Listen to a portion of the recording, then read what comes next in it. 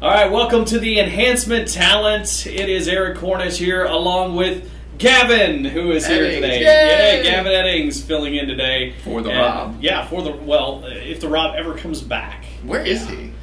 I don't know. I'm not sure where he's disappeared to, but he just, he might be gone forever. I don't know. I might not miss him that much. Nah, I won't miss him. Yes, I will, of course. Okay, yeah.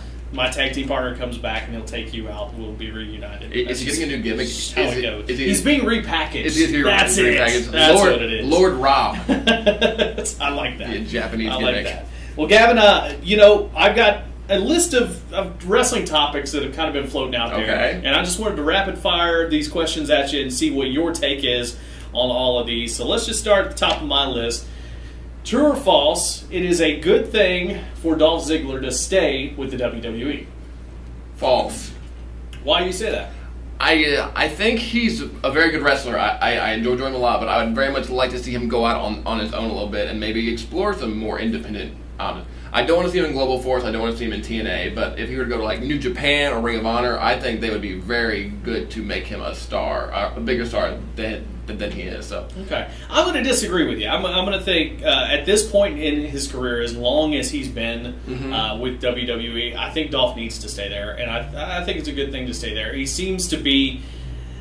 I mean, yes, he has been a little outspoken on social media from time to time, but he's not in a bad role. He's he plays his role well. Yeah. But if he stays there and continues to do what he does, he could be one of those lifers like a Billy Gunn was. He went to TNA for a while, but like Hardcore Holly or guys like that just stayed around forever. They made a lot of money.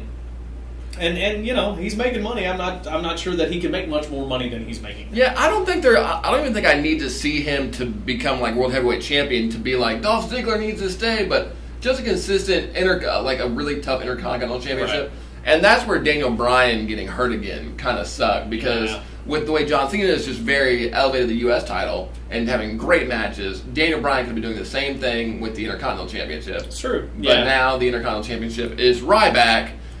Which and I'm okay with that. They hurt Ryback a long time ago with all the changes he went through, but they're kind of getting him back to where he needs to be. Yeah. But some of that damage can never be done. He was super over before Ryback won the John Cena feud. Well, and everything they kept hurting him by beating him and making him look dumb. I mean, they would beat him and with the Shield or whatever else. He should have kept that streak, I thought, but. Let's move on next. Okay, this is kind of like a three-way. We don't really know which way this is going because I got to be honest, I don't know either. Okay, is Jeff Jarrett working Dixie Carter? Are Jeff Jarrett and Dixie Carter working Destination America? Or are all three of them working all of us? What's happening here with TNA and Global Force Wrestling? I would much rather say Jeff Jarrett is working Dixie Carter. Could be. Because I think Dixie Carter, no offense to her as a person, she is not smart enough to realize if she's being worked or not.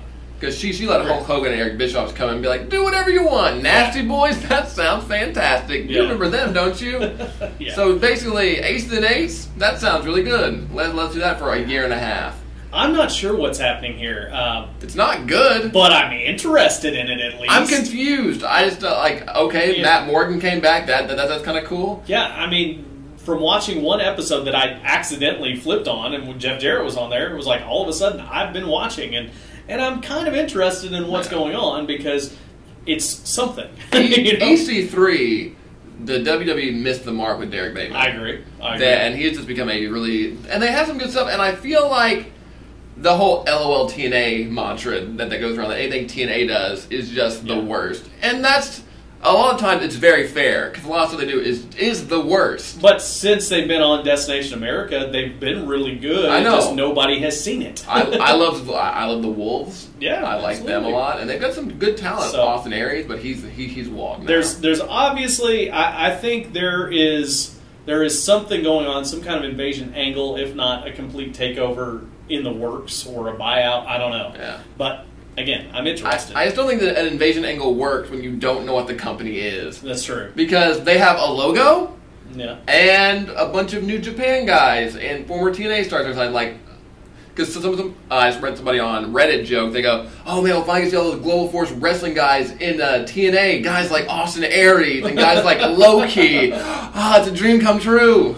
Yeah. Well, so let's go on to the next one. Should ROH, if they're smart, should they get involved in this some way? No. No. No, absolutely not. ROH is just now getting exposed to a much wider audience. I've been an ROH fan now for many, many years, and I'm really happy what they're doing by having the deal. And they're just rebroadcasting what airs on Sinclair anyway. Yeah. But they've been putting on consistently good pay-per-views when they have them. Best in the World 2015 was a great, great show. So they need to stay away from the LOL TNA mantra as far as possible. All right. Next up, okay, let's talk Rusev here. True or false? Rusev has held his last title in the WWE. I don't know. I want to say no because they were pushing him very, very hard. I'm more concerned about what they've done to Lana as opposed to Rusev. Because Lana was a very powerful spokesperson. Now she's just another girlfriend. Yeah, I agree. That whole angle completely went south. And it had nothing to do with Rusev's injury. I mean, it was going that way before he got injured. So how do you go from riding a tank in at WrestleMania to where you're at now? To crying on the floor as Summer Rae helps you up. Yeah. I don't Summer Rae's going to get him over. Don't like the angle. That's really help him. Now, it's taken a lot longer. Rob has always liked Rusev, and I've always said Rusev is destined to go down the Kozlov route eventually, and I think he's closer now than he's ever been. Yeah. So I worry about that. Okay, true or false? Roman Reigns will become a heel before SummerSlam. False. Okay. I think they will wait. I think Roman Reigns turning heel is a big WrestleMania reveal. Now, SummerSlam is arguably the third biggest pay-per-view of the year, behind the Royal Rumble. I think WWE sees it as their second. Do you think so? I think they do. I've always thought Royal Rumble. I think Royal Rumble is the most exciting because that's the event where the most can happen. Yeah, I think unless it was last year where it's like, we know exactly what's going to happen in this one. Yeah.